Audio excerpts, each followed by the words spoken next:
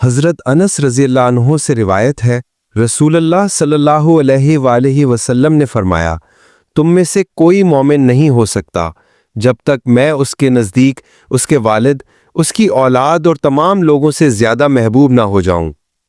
تشریح: محبت کی 3 اقسام ہیں۔ الف، محبت تعظیم، جیسے والد اور استاد سے محبت کی جاتی ہے۔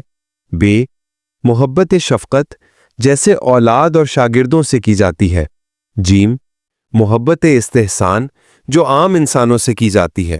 رسول اللہ صلی اللہ علیہ وآلہ وسلم نے اس حدیث میں تمام اصناف محبت کو جمع کر دیا ہے کہ اس وقت تک ایمان کی تکمیل نہیں ہوگی جب تک ان تمام اقسام سے زیادہ مجھ سے محبت نہ ہو۔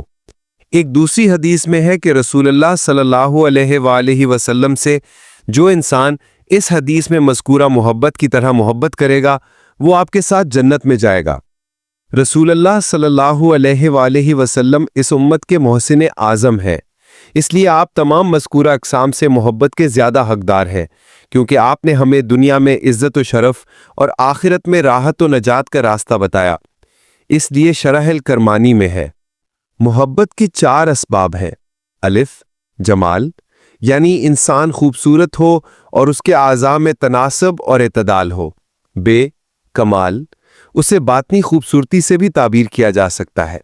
اس سے مراد یہ ہے کہ انسان میں اعلیٰ درجے کے اخلاق جمع ہوں، بڑے بڑے سرکش بھی اس کی خوش اخلاقی کے سامنے سپر انداز ہو جاتے ہوں۔ جیم، قرابت، اس سے مراد جسمانی اور روحانی تعلق داری ہے۔ رسول اللہ صلی اللہ علیہ وآلہ وسلم ہمارے لیے روحانی باپ ہیں۔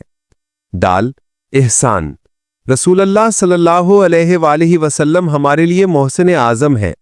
اس عالم رنگ و بو میں جس قدر بھی محبت کی وجوہات ہو سکتی ہیں وہ سب آپ کی ذات میں بدرجہ اتم موجود ہے، اس لیے آپ کے ساتھ محبت کا وہ تعلق ہونا چاہیے جو کسی اور انسان یا مخلوق کے ساتھ نہ ہو۔ ایک حدیث میں مومن کو نکیل دار سدھائے ہوئے اونٹ سے تشبیہ دی گئی ہے کہ اسے جب کھینچا جائے چل پڑے اور جہاں بٹھایا جائے بیٹھ جائے۔ مسند احمد۔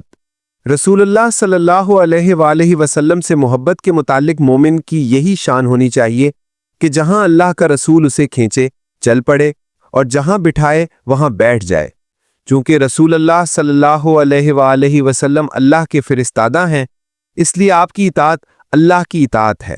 ارشاد باری تعالیٰ ہے، مَن یُطِعِ الرَّسُولَ فَقَدْ اَطَاعَ اللَّهَ، جس نے رسول کی اطاعت کی اس نے یقیناً اللہ کی اطاعت کی۔